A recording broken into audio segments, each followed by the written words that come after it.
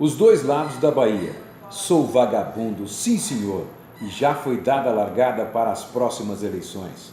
Após passar dias de possível descanso na terra, onde se deram vários romances de Jorge Amado, em Ilhéus, na Bahia, voltamos ao ócio criativo.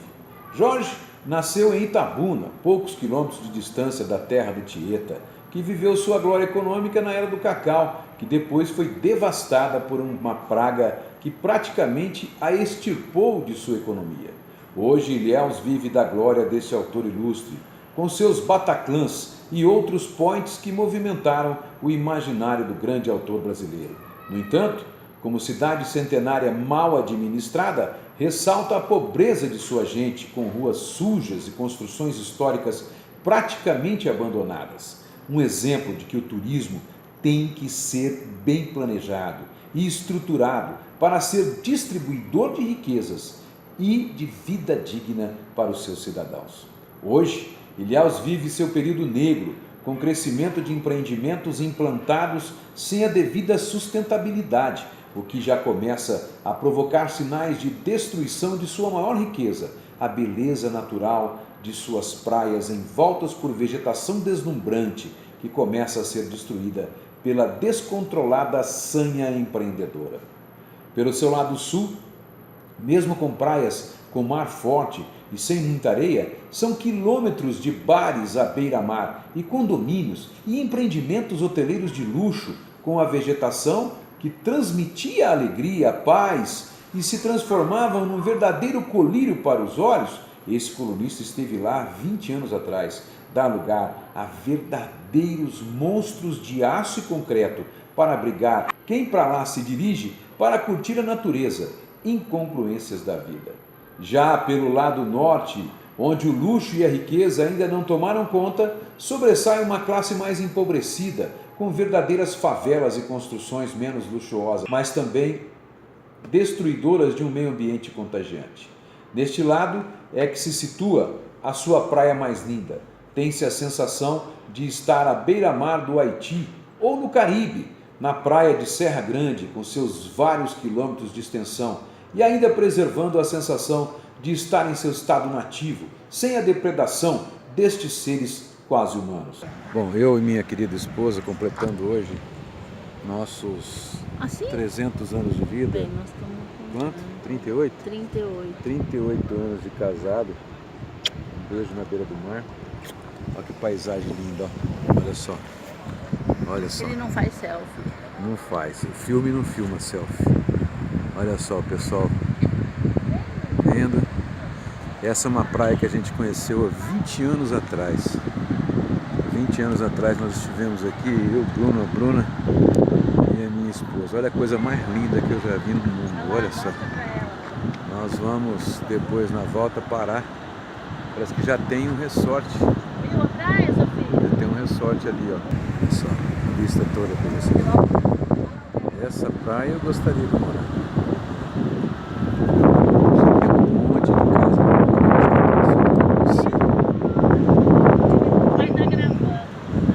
Após este regozijo para os olhos e para o banho, existem também várias praias que só se alcançam através de trilhas a partir da rodovia. Estas, em seu estado mais puro, até se chegar à pequena, mais limpa e mais planejada cidade Itacaré.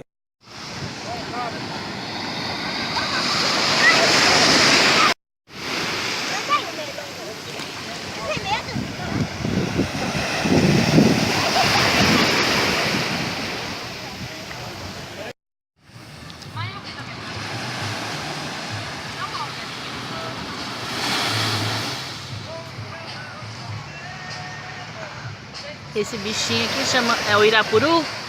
A palha do coqueiro. Hã? A palha do coqueiro. A palha do coqueiro, e ele vai fazer um... Gafanhoto. Hã? Um gafanhoto. Ah, um gafanhoto. Bem, olha a Nicole, vem.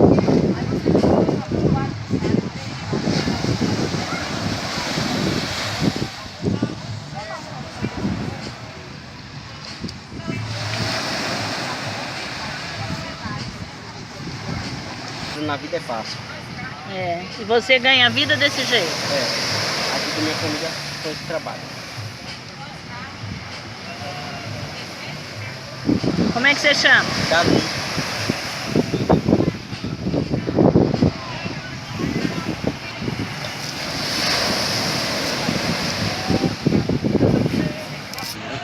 Ai, meu Deus.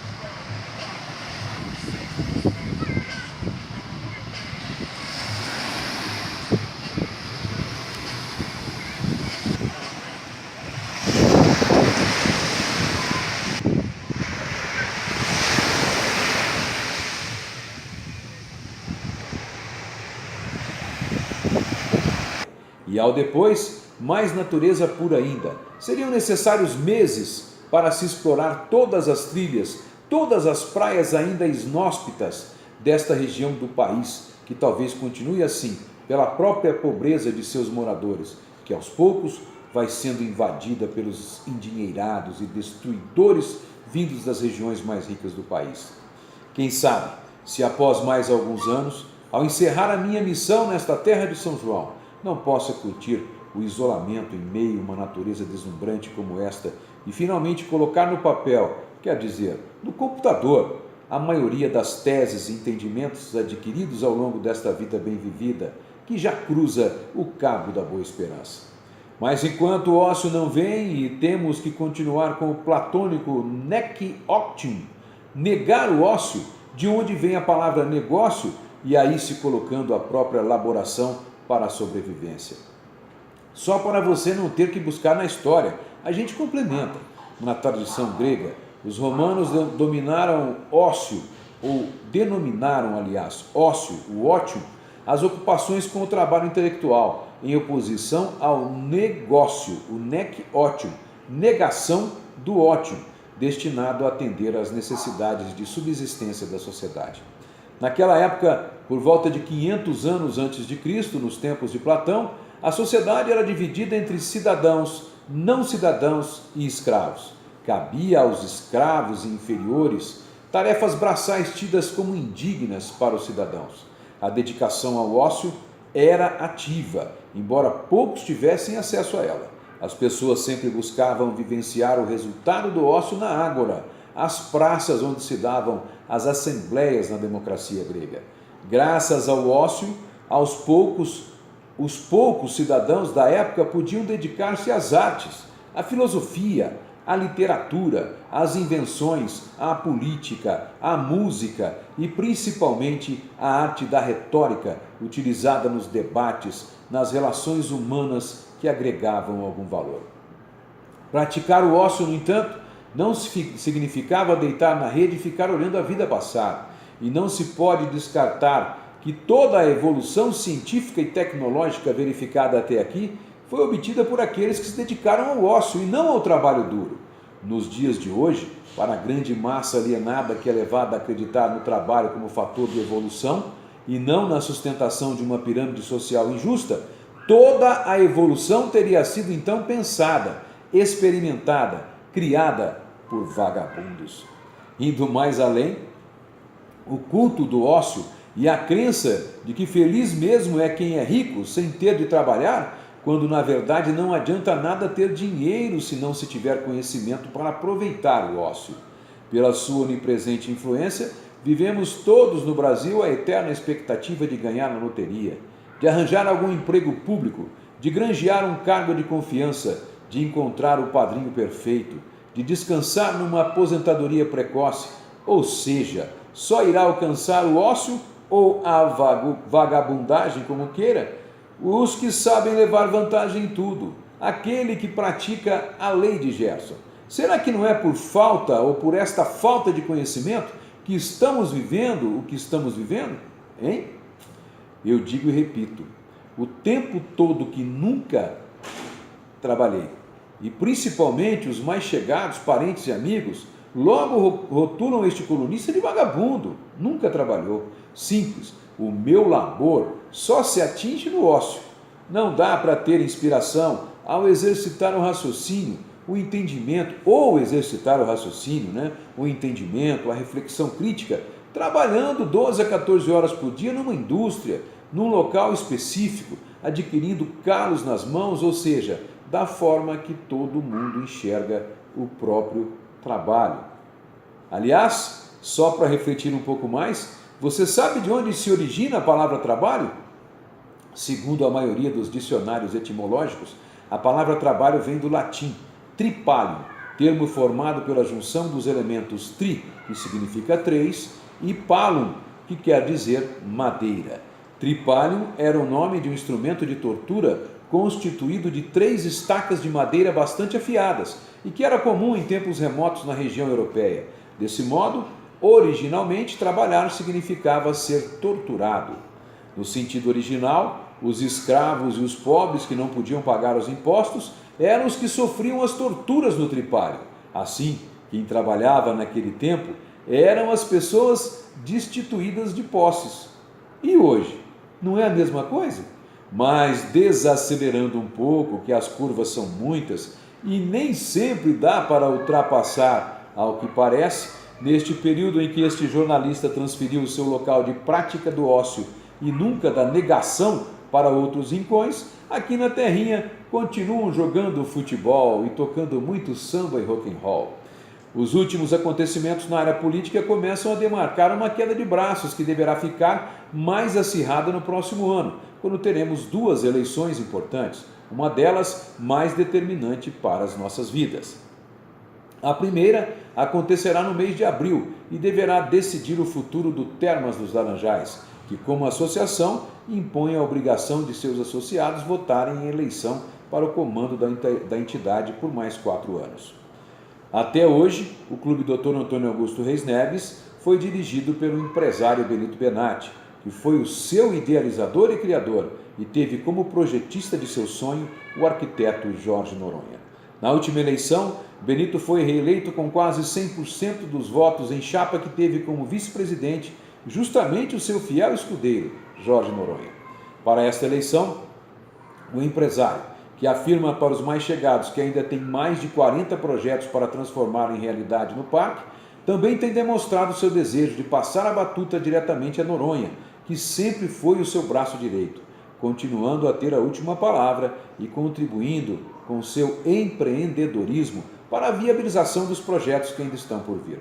Um dos que enche os olhos do arquiteto Jorge Noronha e que seriam também uma homenagem ao próprio empresário seria o gigantesco Monte Venati, a estilização de uma atração que simula o Monte Vesúvio na Itália, mas tendo em suas paredes redondas diversos toboáguas e no seu interior, ao invés de lava, teria piscinas, bares e outras atrações. A outra eleição que já está aí batendo em nossa porta é para presidente, senador, deputados federais, governador e deputados estaduais. Claro que o que estará em jogo, diretamente ligado ao cenário local, serão as eleições de deputado federal e estadual e, por afinidade, possivelmente as de governador e senador. É que o ex-prefeito Eugênio José, ligado diretamente ao deputado federal Rodrigo Garcia, hoje secretário estadual, além de trazer esta ligação com o deputado que pode ser candidato a governador ou ao Senado, também deverá alçar voo rumo ou à Câmara Federal ou à estadual, tudo dependendo da decisão do seu cacique político. Já pela outra força, e o nosso sempre dualismo político do situação e oposição, e agora liderada pelo prefeito Fernando Cunha, conhecido por sua ligação com o senador Aloysio Nunes, hoje ministro do Exterior, também poderá gerar ligações do olimpiense direta e indiretamente. Fernando, claro que apoiará Aloysio para o governo do estado, ou para qualquer outro cargo que queira postular. Mas também poderá ter que apoiar um dos que tiveram grande participação na sua eleição, o médico Newton Roberto Martinez, cujo filho, Fábio Martinez, é o vice-prefeito de Fernando. O médico não esconde de ninguém que poderá também sair candidato a deputado federal ou estadual. Em razão de tudo isso, e com base nesta panorâmica, é que a gente tem que enxergar todas as marchas e contramarchas dos bastidores de Olímpia, a partir de agora, ou mesmo os acontecimentos dos últimos meses. Geninho, por exemplo, já estaria escalando seus bate-paus especializados na contra-informação ou na chamada pós-verdade e até os chamados penas de aluguel, que sempre tiveram que sobreviver pelo soldo do expressar o que os seus chefes mandam e matar na mente o que realmente pensam. Fernando também já deve estar se preparando para os seus possíveis apoios e mesmo também utilizando de esquema de dominação para poder tentar controlar o inconsciente coletivo, também por técnicas de pós-verdade, embora menos invasivas e retrógradas das que o ex se notabilizou por utilizar. Quem viver e sobreviver, verá. José Saramago, cada vez mais com a certeza de que quer continuar cada vez mais vagabundo, sem negar em nenhum momento o seu próprio ócio. Vagabundear é preciso, ou não?